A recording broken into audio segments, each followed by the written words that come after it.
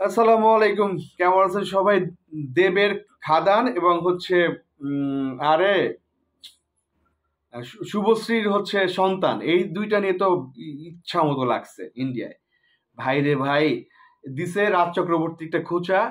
মানে দেবের খাদান তো দেখছেন, বিশ্বাস করেন অনেক দিন পরে দেবকে দেবের মতো পাইছি। এক একজনের একটা ব্যাপার আছে। আমি টি শার্ট পরি ভাই, ক্যাপ পরি, হাতে চুড়ি বালা পরি, এখন হঠাৎ করে যদি আমি হুজুর হয়ে যাই, দেখতে কেমন লাগে না? আমার হজম করতে তো একটু সময় লাগবে। মনে করেন আমি পাঞ্জাবি পরতেছি, টুপি পরতেছি, আমি মানে রাস্তায় হাঁটতেছি, ইয়ের মধ্যে তাবলিগ করে করতেছি, এখন হুট করে হুজুর হয়ে গেলে তো একটু চোখে লাগবে, তাই না? তো এটা আপনারা খাবেন না যে ও ওইভাবে চলে, ও হঠাৎ করে এরকম হলো কেন? আমি ইয়াং ক্যারেক্টারগুলা করি, ইয়াং ভিলেনগুলা করি সিনেমায়। হঠাৎ করে মনে করেন আমার আপনি ইয়া পরায় দিতেছেন, পাঞ্জাবি পরায়, মনে করেন একদম। হ্যাঁ, হয় চেঞ্জ আনতে গেলে আস্তে আস্তে চেঞ্জ আনতে হবে, হুটহাট করে তো চেঞ্জ আনা যাবে না। তো সেই হিসেবে মানে দেবকে না, ওই যে আমরা খোকা বাবুটা বুঝি এগুলো দেখছেন, আগের যে সিনেমাগুলো দেখছেন, খোকা বাবু যায়, লাল জামা পায়, এইগুলা দিয়ে হচ্ছে যে মানে এই এই ধরনের ফাঙ্কি টাইপের ক্যারেক্টার করেই হচ্ছে দেব দেব হইছে। হঠাৎ করে এখান থেকে বের হয় না, বুদ্ধিমান সাজতে গেছে দেব। একটার পর একটা ফ্লপ, কোনটা না ফ্লপ, মানে ও আমার মনে হয় গত টানা 10 বছরে বেশ কিছু ফ্লপ, মানে অধিকাংশ ফ্লপ দেবের। কারণ দেবকে দেবের মতো পাওয়া যাচ্ছিল না। Yes, Dev is back. আপনারা দেখছেন, মানে টাইটেল ট্র্যাকটা তো দেখছেন ভাই, বাপ রে বাপ, ফাটা লাইছে। মানে খাদানের টাইটেল ট্র্যাক পুরো ফাটায় ফলাইছে, খাদানের টিজার পুরো ফাটায় ফলাইছে। মানে দেবকে না, মনে করেন যে মানে কি বলে, আমি আমি ইন্ডিয়ান কোনো নায়ককে নিয়ে এই ফার্স্ট টাইম কন্টেন্ট করতেছি ভাই, ফাটায় ফলাইছে পুরা। এখন সমস্যাটা হয়েছে কি, দেবের এক্স গার্লফ্রেন্ড শুভশ্রী, শুভশ্রীর হাজবেন্ড হচ্ছে রাজ চক্রবর্তী। রাজ চক্রবর্তী সিনেমা সন্তান আসতেছে আবার এই 20 তারিখে, এই 20শে ডিসেম্বর। দেবের খাদান আসতেছে 20শে ডিসেম্বর। যে দেবের খাদানে কিন্তু আমাদের নায়িকা, আমাদের আহ, ইয়া কি বলে, আহ, আরে আরে ভুলে গেলাম, আমাদের ইদিকা পল।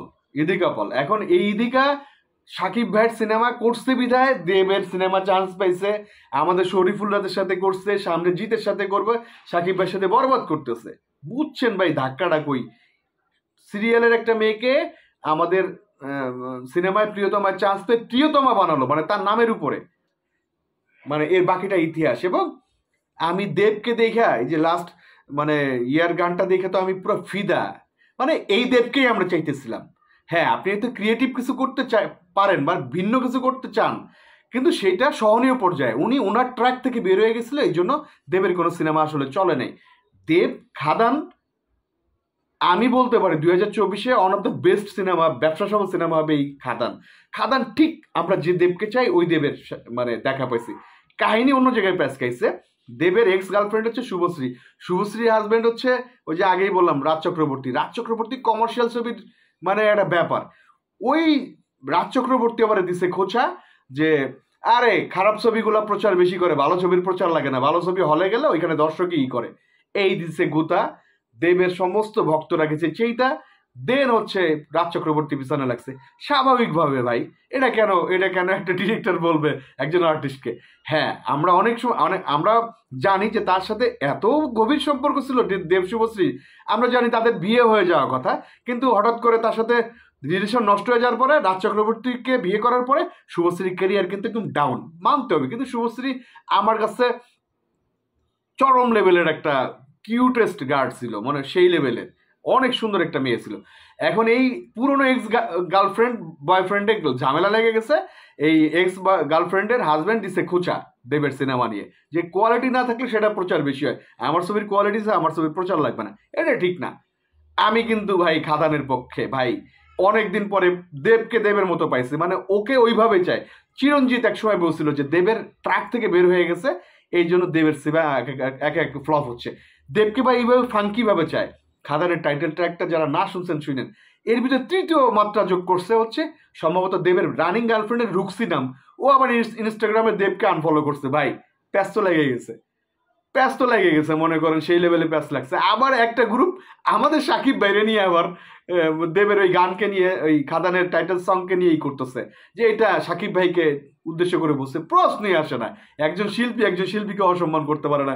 এই সাকিব খান আর দেব একসাথে বসলে তারা দুইজন ভালো বন্ধু, ঠিক আছে। এখন হ্যাঁ, এইটা মজা যে দর্শকে গ্যাঞ্জাম করতেছে, ওনারা ওনাদের ফ্রেন্ডশিপটা বজায় রাখছে, এইটা আবার মজা। মানে আমাদের সাকিবিয়ানরা ওই দেবের ভক্তদের সাথে গ্যাঞ্জাম চলতেছে, এটা ভাই হবে।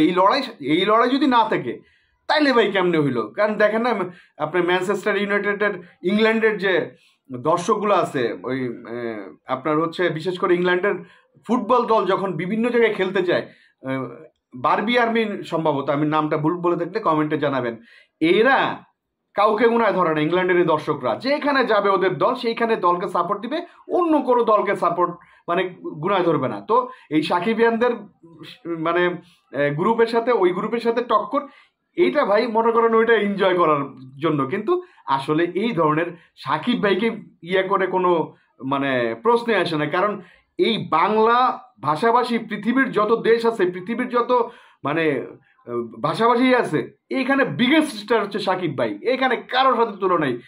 দেবের সাথে বলেন, জিতের সাথে বলেন, আমাদের সাকিব খানের সাথে কারো তুলনা চলবে না।